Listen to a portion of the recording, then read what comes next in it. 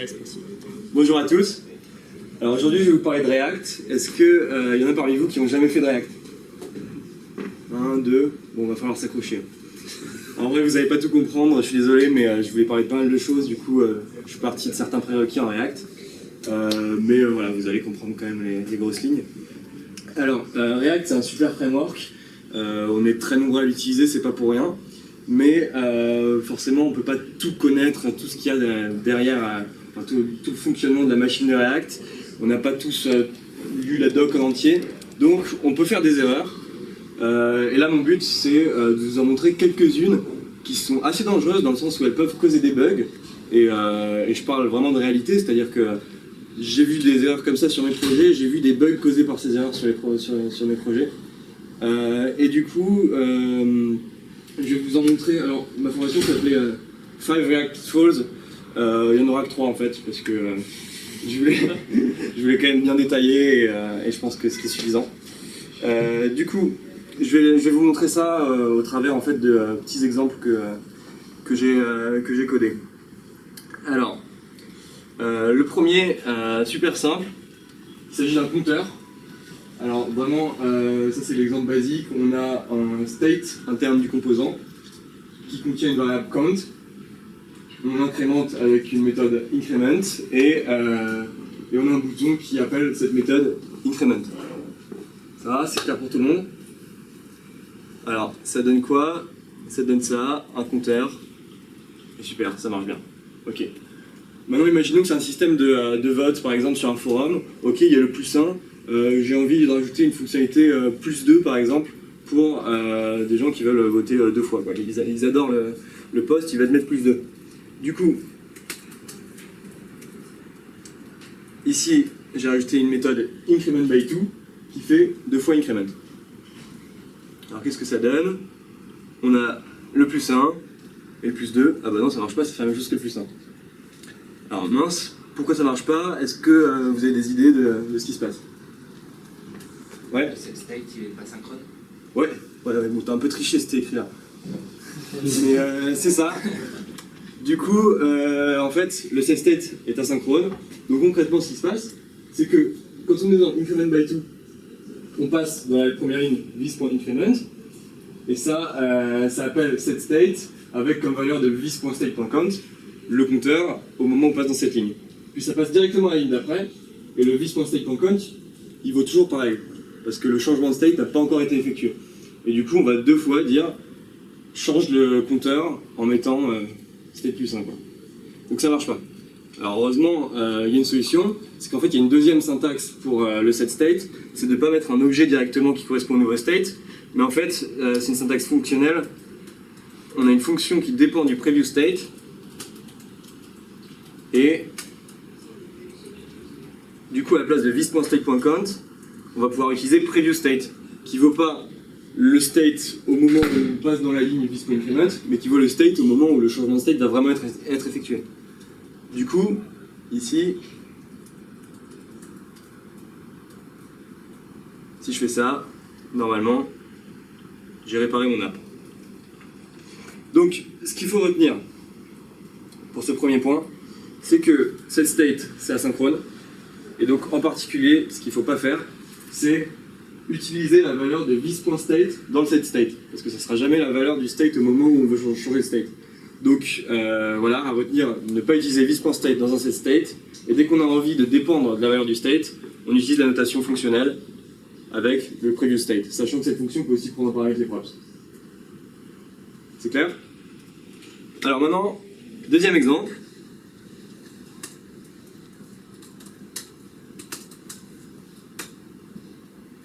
Deuxième exemple très classique, une to-do list. Alors ici j'ai une to-do, je peux ajouter des tâches à ma to-do, voilà. Alors c'est fait assez simplement. J'ai une tâche comme ça, c'est 2 inputs, un input de type texte, une checkbox, et j'ai ici mon index qui fait un point map sur mes tâches et qui affiche donc chacune des tâches.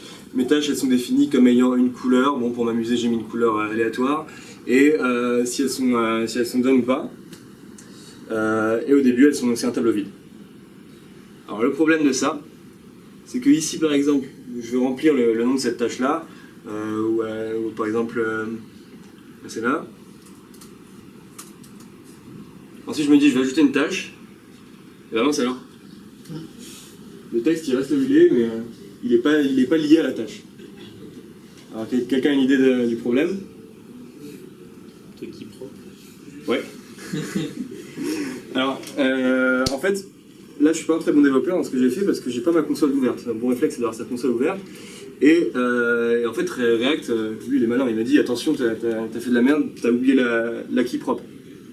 Donc en fait, quand on fait un point map en React, il faut rajouter une props key. Tout le monde sait ça parce que tout le monde a déjà vu ce warning. Sauf que on peut oublier, mais heureusement il y a le warning. Du coup, je sais pas trop quoi mettre comme key, qu'est-ce que je vais mettre, j'ai pas d'ID dans ma tâche. Ok, bah petite astuce, je vais utiliser le deuxième paramètre du point map, qui est l'index. Et là, je rajoute key égale index. Et du coup, je me dis, ok, cool, ça va marcher. Non, ça va pas marcher. Pourtant, j'ai plus le warning. Parce que j'ai mis une key, donc React, il est content, mais l'app elle est toujours cassée. Alors, pourquoi l'app est toujours cassée? Parce qu'en fait, là ce que j'ai fait, c'est complètement idiot, parce que c'est exactement ce qui se passe quand on oublie de mettre la key. Quand on oublie de mettre la key, qui sert normalement à identifier les éléments dans un map, bah React, il les identifie par leur ordre dans le map. Et du coup, là j'ai mis tel élément, tu l'identifies en fonction de son ordre. Donc c'est-à-dire que je rajoute du texte dans le cinquième élément, et ben du coup, je pas fait exprès le mec, là quand je rajoute une tâche, bah, le texte il va rester dans le cinquième élément du DOM. Donc ce qu'il faut faire, c'est vraiment mettre une vraie key pour identifier mes tâches. Alors souvent c'est pratique parce qu'on a des données qui viennent d'API, donc on a des ID, on a des noms qu'on sait être uniques ou quelque chose. Là, c'est pas notre cas parce que les tâches on les crée à la volée, mais du coup, faut pas avoir peur de rajouter un champ exprès, un champ ID. Alors, qu'est-ce que je peux mettre comme valeur? Bah, j'ai qu'à utiliser la fonction unique ID de Lodash, qui, comme son nom l'indique, me fait un ID unique. Du coup,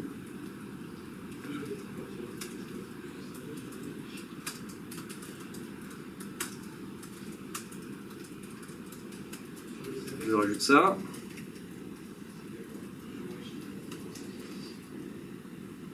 J'utilise le task.id comme clé. Et là, mon app est réparé. Je vais le faire dessus. Du coup, ce qu'il faut retenir, c'est si on met pas la clé, on a un warning de la part de React, et il a bien raison de nous dire ça parce que ça peut causer des bugs. C'est pas juste une optimisation de performance comme certaines personnes le pensent, c'est vraiment primordial pour que React sache identifier les éléments du DOM. Du coup, il faut mettre une key. Mais si on met l'index comme clé, ça sert à rien, ça fait exactement comme ne pas mettre de clé. Du coup, la bonne pratique, c'est trouver une propriété qui identifie vraiment les éléments, donc soit un ID qui vient d'une API, soit on crée soi-même un ID. Si on n'a pas de propriété, oui, donc ça c'est ce que je viens de dire, si on n'a pas de propriété, on peut utiliser Unique ID de Lodash, et ensuite dans certains cas, on sait que les éléments sont vraiment identifiés par leur ordre. Si on est sûr qu'on ne va jamais changer l'ordre des éléments, ajouter un élément au début ou quoi, bah là on peut utiliser l'index. Mais c'est des cas particuliers, et si vous avez un ID, utilisez l'ID quoi. Du coup, Unique ID, tu l'utilises quand? Quand tu n'as pas d'ID déjà existant. Genre, enfin là, tu peux pas faire un point unique ID, tu es obligé de le setter quelque part. Ouais, alors c'est quand tu crées tes éléments en fait. Là, tu vois, dans mon code, j'ai un add new task, et ici, c'est l'endroit où je crée mes tâches. Ça arrive pas en pratique que tu aies de la donnée qui n'est pas créée dans ton app et qui vient pas d'une API. Et en général, si elle vient d'une API, bah, tu t'arranges pour avoir un ID. Du coup, maintenant j'aimerais vous parler des pure components et de leur différence avec les components. Alors, les pure components, on n'est pas obligé de les utiliser. C'est quelque chose qui a été créé par React pour optimiser les performances. Mais il se trouve qu'il y a des boilerplates qui les utilisent. Par exemple, React Boilerplate, il y a plein de pure components à la base quand on l'installe. Donc, il faut quand même si on n'a pas prévu de les utiliser, savoir quels sont les impacts d'avoir ça sur son projet. Et donc, c'est pour ça que j'aimerais en parler. Alors, pour vous montrer à quoi ça sert déjà, j'ai un exemple.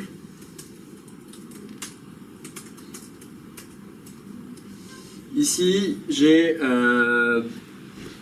3 composants imbriqués. J'ai un index, j'ai un composant parent et un composant enfant. Chacun a un texte, c'est une props qu'il reçoit de son parent.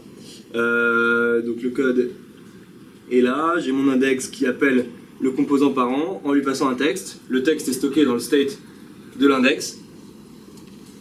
Et le parent, lui, il appelle son enfant. Là, pour le coup, il lui passe un texte en dur. Ok, qu'est-ce qui se passe du coup quand je clique sur le bouton pour changer le state de mon index, pour changer le texte du parent? Ok, il y a le texte qui change, mais j'ai mis dans mon onClick, j'ai mis un setState avec un texte en dur, donc on lui donne toujours le même texte.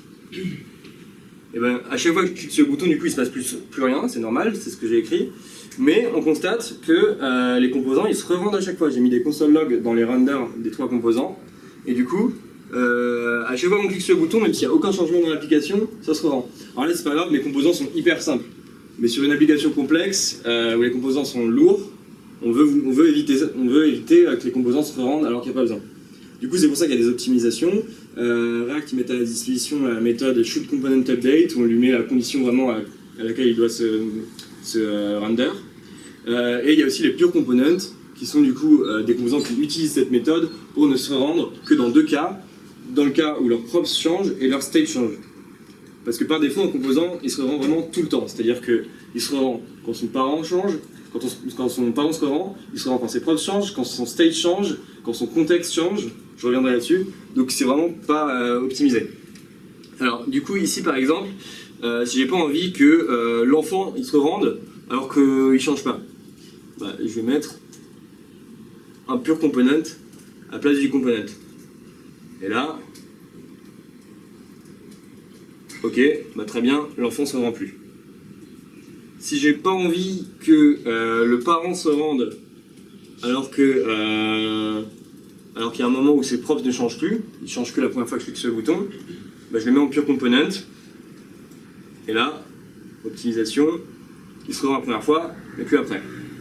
Si j'ai pas envie que l'index se rende systématiquement, alors que son state il change que la première fois mais qu'ensuite il change plus, je mets un pure component, ok, et là, bah très bien, les deux se rendent la première fois, et ensuite je clique sur le bouton et ils se rendent plus. Là c'est totalement optimisé. Alors, la formation s'appelle React Pitfalls, c'est qu'il y a des pitfalls concernant les pure components. Donc je vais vous montrer ça. J'ai envie de rajouter une feature. J'ai envie de pouvoir changer la couleur en plus de pouvoir changer le texte. Du coup, j'ai implémenté une props thème qui va contenir donc tout le style des textes et du coup dedans il y a la couleur.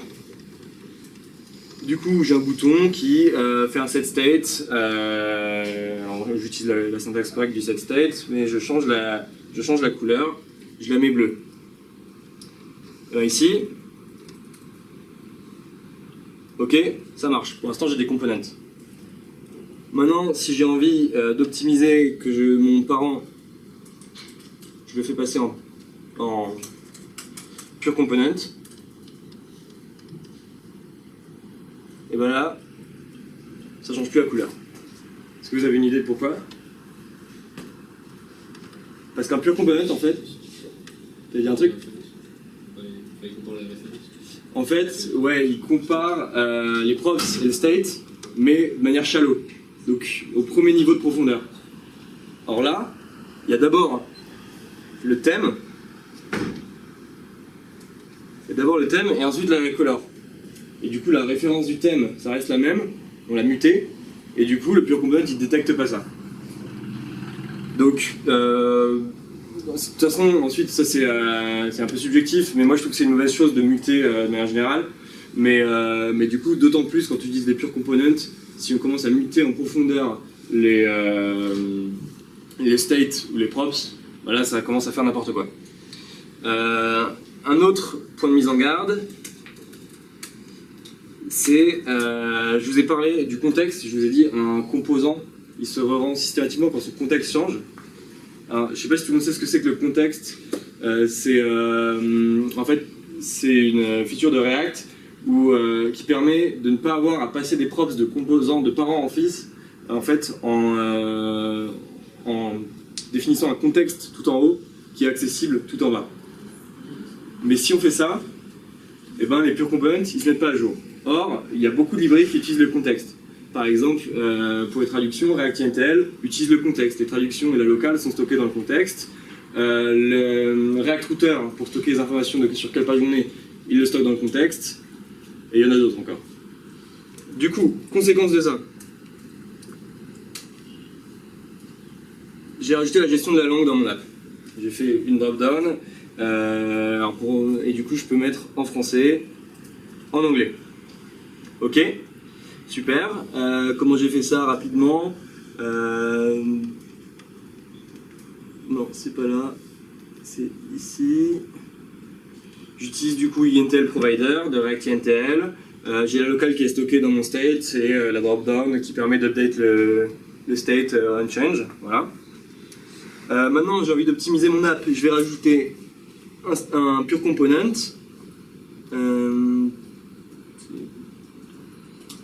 Ici, par exemple, l'enfant, je vais le mettre pure component. Et ben là, je change ma locale. Ah ben non, il y a le parent qui change, mais pas l'enfant. Voilà, parce que la propagation du contexte n'est pas allée jusqu'à l'enfant. Et alors là, ça peut paraître anodin comme ça, mais c'est un vrai bug qu'on a rencontré à la BNP. On avait en fait on utilisait le React.ntl pour nos traductions. Jusque-là, on n'avait encore jamais changé la langue dynamiquement. C'était l'utilisateur qui avait une langue à la base, donc quand il lançait l'app, il y avait l'app dans la bonne langue. Et on a voulu rajouter une feature, c'était quand il s'inscrit, il peut, au moment où il choisit sa langue, toutes les traductions de la page changent. Et ben, on a fait ça. Et là, surprise, il y avait seulement un tiers des traductions qui étaient changées. On a fait une journée d'enquête pour comprendre ce qui se passait, et on a compris que c'était parce qu'il y avait des pure components, c'était même pas nous qui les avions mis, c'était React Boilerplate. Du coup, on enlève les pure components, et là c'est un peu mieux, il y a 2 tiers des traductions qui se traduisaient. Pourquoi? Parce que, en fait, React Redux, par défaut, les containers sont des pure components. Du coup, ça a un vrai impact, ça veut dire que, par défaut, quand on utilise React.ntl, qu'on veut changer la locale dynamiquement, et qu'on utilise React Router, bah ça marche pas. React Redux, pardon. Donc ça c'est assez terrible. On peut faire un truc pour que ça marche quand même, c'est rajouter du coup une option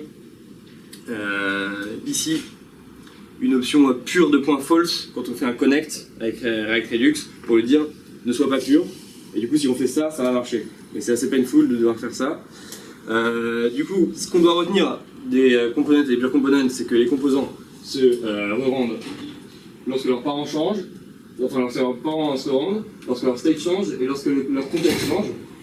Et les pure components, ils se rendent seulement quand leur props et leur state changent de manière shallow. Ça permet d'augmenter les performances. Du coup, les pitfalls, c'est que muter le state ou les props. Ouais. Tu peux revenir à ta première? Ouais. Juste pour être sûr, un composant React, il se re-rend quand ses props changent de manière shallow aussi. En fait, c'est vrai, c'est vraiment quand ses props changent, c'est inclus dans son parent change en fait, dans son parent se rend en fait. Ses props n'ont pas de raison de se rendre si son parent se rend pas. C'est de manière shallow aussi, un composant. Non, c'est de manière. Je pense que, en fait, il se rend de toute façon quand son parent se rend. Du coup, si ses props ont changé, c'est qu'il y a un moment un parent qui s'est rendu. Ensuite, je t'avoue, ouais, je sais pas si genre son grand-parent change les props de manière pas shallow, je sais pas ce qui se passe. À checker. Mais voilà, ce qu'il faut retenir, c'est surtout les pure components. Pardon? Je crois qu'il n'y a pas de comparaison du tout. À partir du moment où tu as un changement, il ne regarde même pas si c'est égal à ce qu'il y avait avant. Ouais. Pas de comparaison. Mais ce que je veux dire, c'est si tu as un component, un pure component et un component. Ouais, non, en fait, non, il devrait se rendre. Du coup, attention quand on mute. Et attention au contexte, surtout avec React Redux. Alors, fait assez marrant, c'est que hier, React 16.3 est sorti, et ils ont totalement changé leur API contexte en fait. Ils ont créé un nouveau contexte à utiliser qui est vraiment différent de celui qu'utilisait React.NTL et d'autres libs. En fait, tu crées des providers et des consumers de ton contexte, et du coup, ça passe pas vraiment de père en fils comme ça, c'est les consumers et les providers qui communiquent entre eux. Et il se trouve qu'avec ce nouveau contexte, il n'y a plus ce problème, parce que les pure components, se re-rendent avec ce nouveau contexte. Donc, a priori, toutes les versions 16 de React vont garder l'ancien contexte, donc les libs qui utilisent l'ancien contexte vont mettre du temps à migrer, je pense. C'est pour ça que j'ai quand même décidé de parler de ce point, parce que toutes les libs vont pas d'un coup se mettre à utiliser le nouveau contexte. Mais voilà, heureusement, avec le nouveau contexte, le problème dont j'ai parlé sera résolu. Enfin, le dernier truc dont j'aimerais parler, c'est un peu un détail, mais c'est du vocabulaire. Il y a une grosse confusion en fait entre pure component et stateless component, pour la bonne raison que des stateless components, en fait, c'est des fonctions pures. Mais du coup, c'est pas du tout des pure components. Un stateless component, c'est juste une manière d'écrire un component sous forme de fonction et pas sous forme d'une classe qui a un render. Et en fait, un stateless component, il va systématiquement être un component et pas être un pure component. On n'a pas de moyen d'écrire sous forme de fonction un pure component, on est obligé de l'écrire sous forme d'une classe. Donc voilà, juste pour pas qu'il y ait de confusion entre stateless component et pure component. Est-ce que vous avez des questions?